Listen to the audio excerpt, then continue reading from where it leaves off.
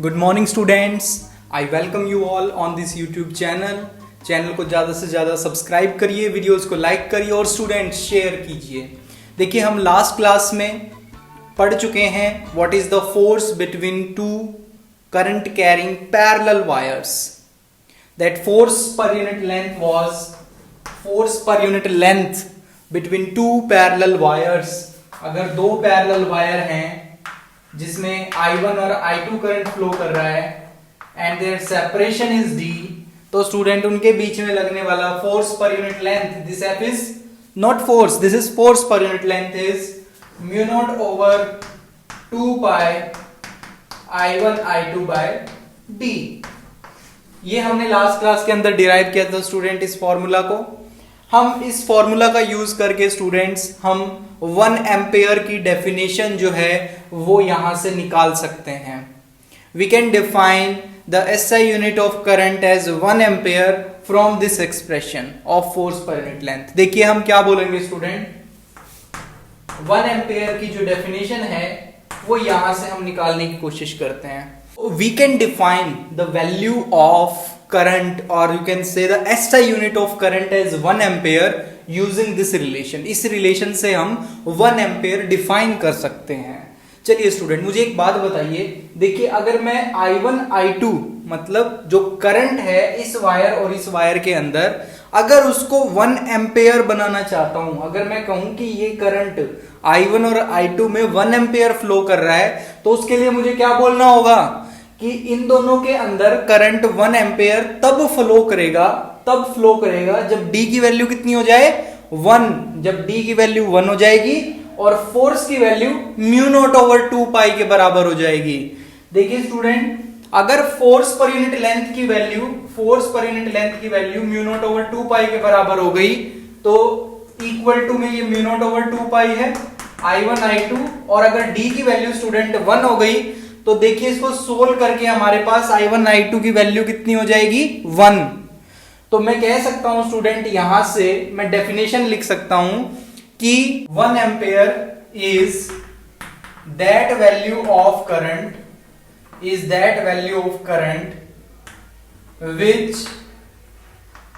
which when flows through two straight parallel wires separated by a distance 1 meter will exert a force per unit length of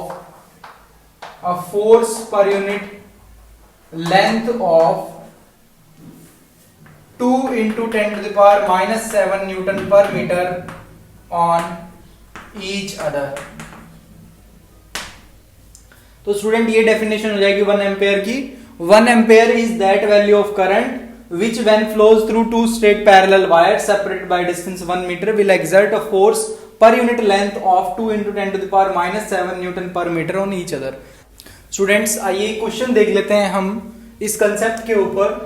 to long and parallel straight wire carrying current of 2 ampere and 5 ampere in opposite direction are separated by a distance of 1 centimetre. देखिए, दो long parallel wires हैं जिनके अंदर current flow कर रहा है 2 ampere और 5 ampere का, लेकिन अपोजिट डायरेक्शन में स्टूडेंट ये करंट, एक अगर ऊपर की तरफ है तो दूसरा मैंने नीचे की तरफ दिखा रखा है। इनके बीच में जो सेपरेशन है, the separation between them is 1 centimetre.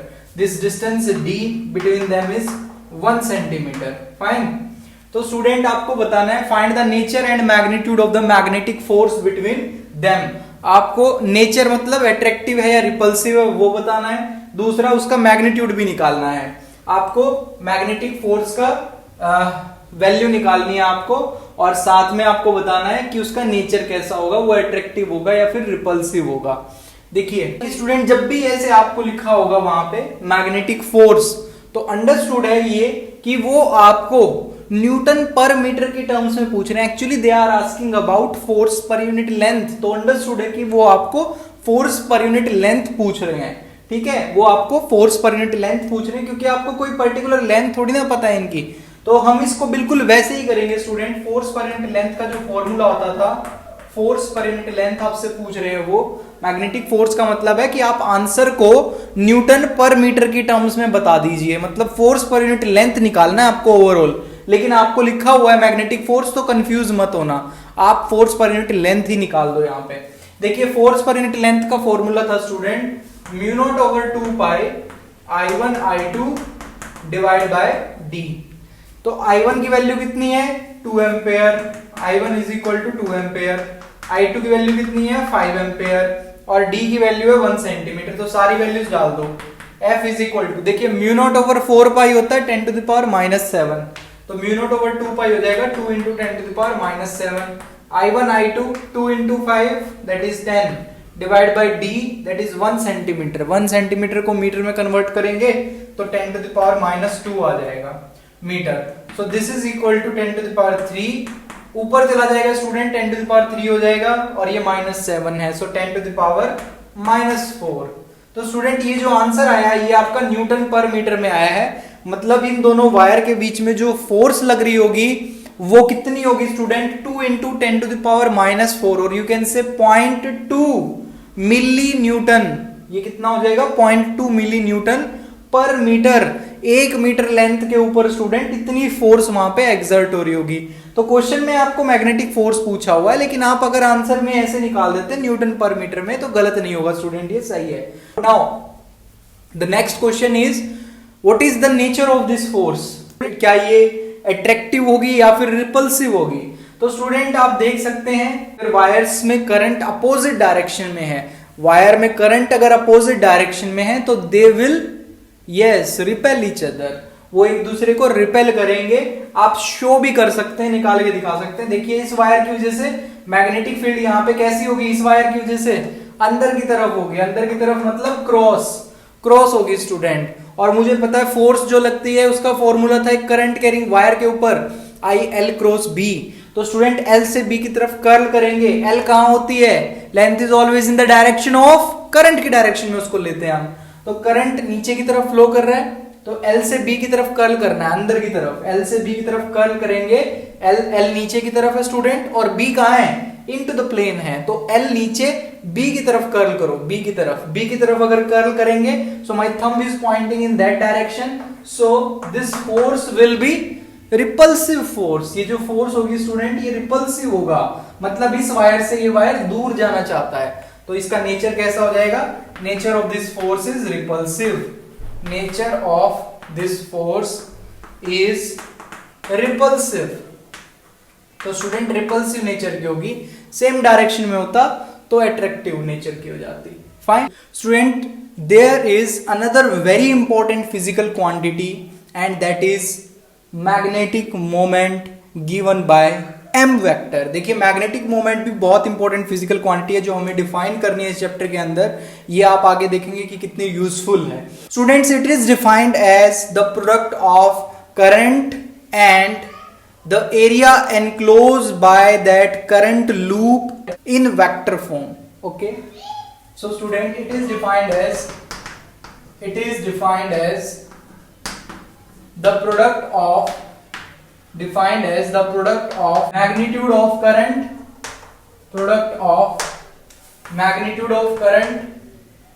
and area enclosed by the loop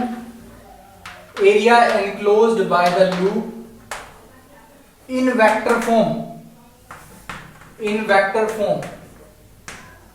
student area vector आपको यहां पे कंसिडर करना पड़ेगा और m vector can be written as, जैसे मैं स्टूडेंट अगर ये एक करंट कैरिंग लूप मान लेता हूं, इस करंट कैरिंग लूप में सपोज कर लो स्टूडेंट्स I करंट फ्लो कर रहा है और इसने इस करंट कैरिंग लूप ने A एरिया एनक्लोज कर रखा है, ये जो एरिया है ये A है। तो स्टूडेंट इसके लिए मैग्नेटिक मोमेंट होगा m is equal to I into A vector. लेकिन आपको ध्यान रखना है ये दोनों वेक्टर क्वांटिटी हैं, A भी एरिया वेक्टर है, m भी मैग्नेटिक मोमेंट वेक्टर है, इनकी जो डायरेक्शन होती है student, that should be in accordance to the right hand thumb rule. देखिए वो राइट हैंड थंब रूल के अकॉर्डेंस में होगी, और कैसे होगी देखिए ध्यान से। अगर आप कर्ल करते हैं अपनी फिंगर्स को करंट की डायरेक्शन में, if you curl your fingers in the direction of current, then thumb should give you the direction of unit normal, or you can say area vector or magnetic moment।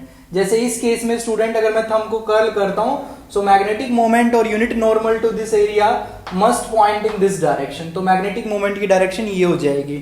लेकिन अगर मैं current की direction को reverse कर देता हूं, जैसे ऐसे स्टूडेंट, तो इस बार जो थंब है वो डाउनवर्ड पॉइंट करेगा, और यू कैन से the direction of magnetic moment will be downward, or unit normal is in downward direction, so you can say that magnetic moment जो होगा इस बार डाउनवर्ड डायरेक्शन में होगा। तो इसकी डायरेक्शन भी होती है because this is a vector quantity, और आप क्वेश्चंस में इस डायरेक्शन को यूज करेंगे। तो आप याद रखेंगे magnetic moment direction, magnetic moment is having a direction which is direction is in accordance to right hand thumb rule, right hand thumb rule, okay। what should be the SI unit for this magnetic moment? SI unit क्या होनी चाहिए इसकी? देखिए current की SI unit क्या है? Ampere, और area की क्या है? Metre square. So its SI unit are, SI unit of magnetic moment is ampere metre square. Ampere metre square इसकी SI यूनिट हो जाएंगी, और ये एक वेक्टर क्वांटिटी, और ये इसकी डेफिनेशन हो गई। This is the question student. A square loop of side A carries a current I is placed in XY plane as shown in figure. Find the magnetic moment vector. Magnetic moment vector. तो एक square loop है student जिसकी side ए दे रखी है आपको, उसके अंदर current कितना फ्लो कर रहा है? आई करंट फ्लो कर रहा है, उसको एक्स वाई प्लेन में आपने रखा हुआ है, ऐसे एक्स वाई प्लेन में, और जेड इसके परपेंडिकुलर है, ठीक है।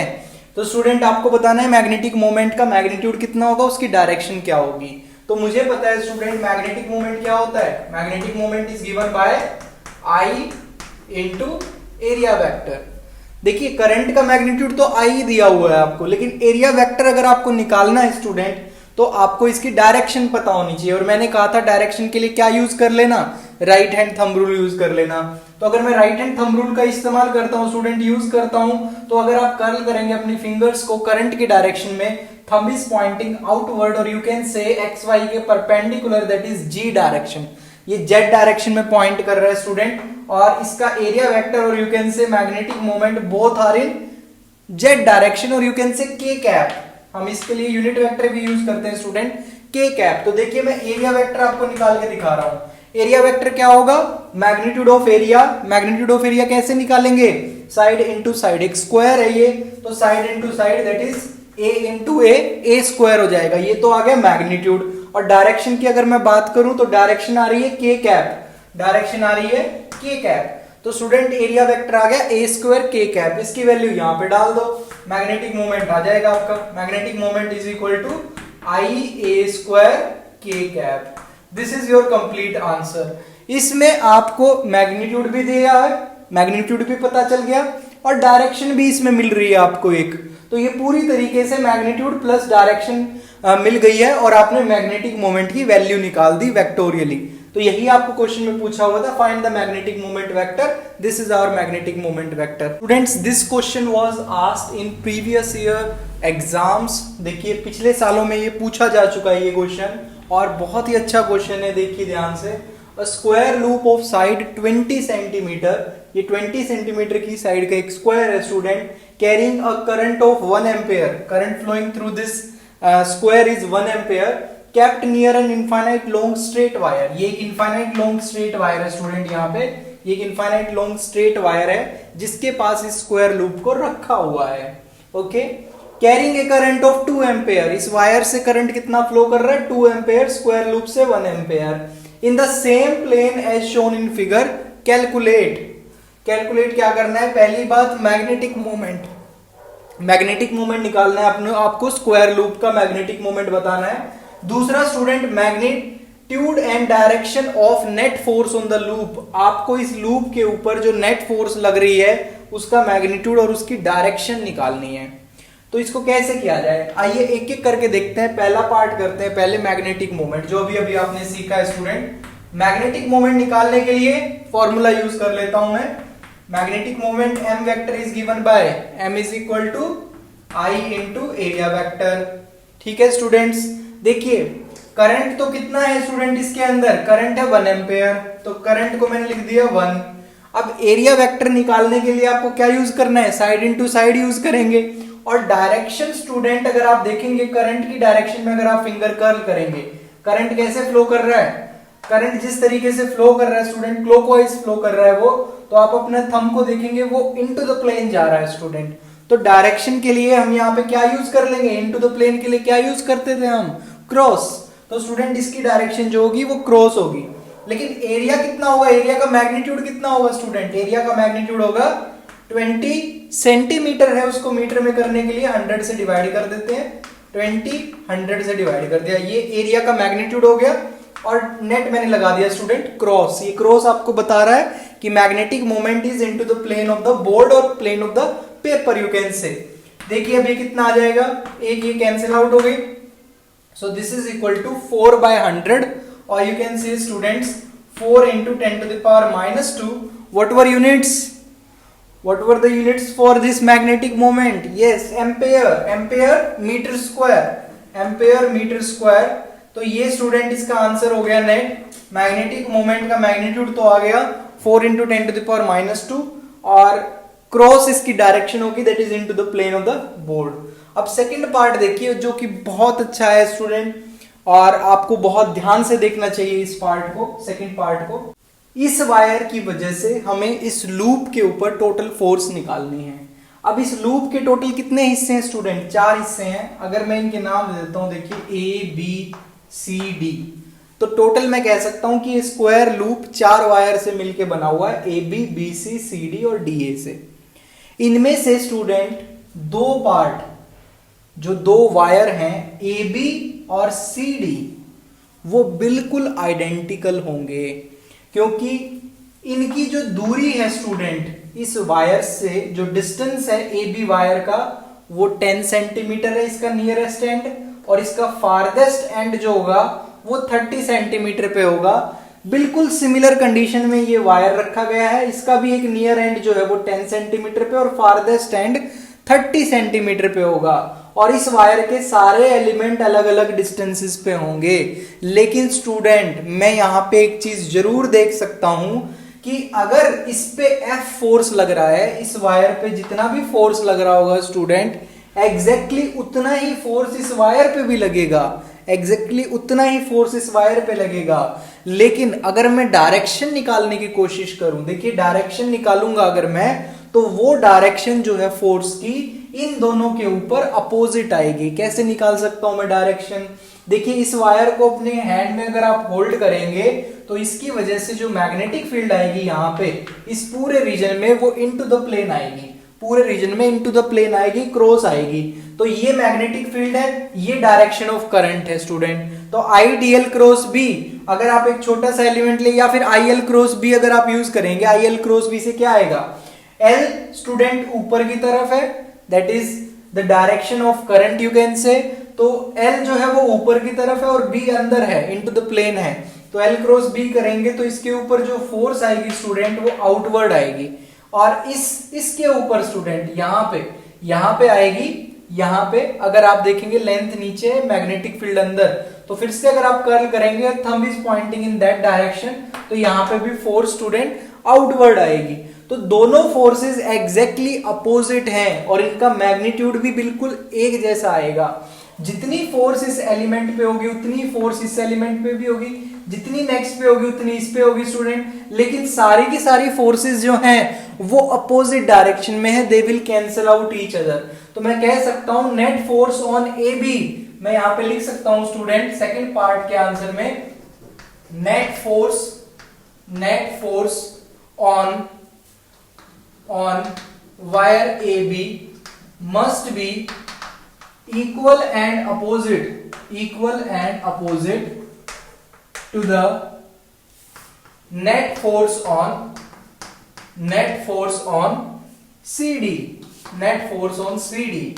Hence, they will cancel out in pairs. They will cancel out in pair.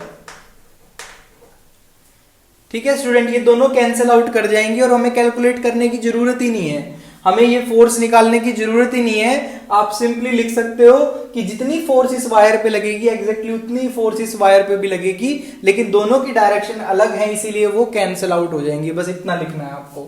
अब बात करते हैं, हमारे पास जो दो वायर ये बच गए स्टूडेंट, BC और AD, तो इनके ऊपर हम फोर्स निकाल सकते हैं। अभी हमने देखा था दो पैरेलल वायर के बीच में फोर्स कैसे निकालते हैं स्टूडेंट। हमारे पास फॉर्मूला होता है फोर्स पर यूनिट लेंथ का।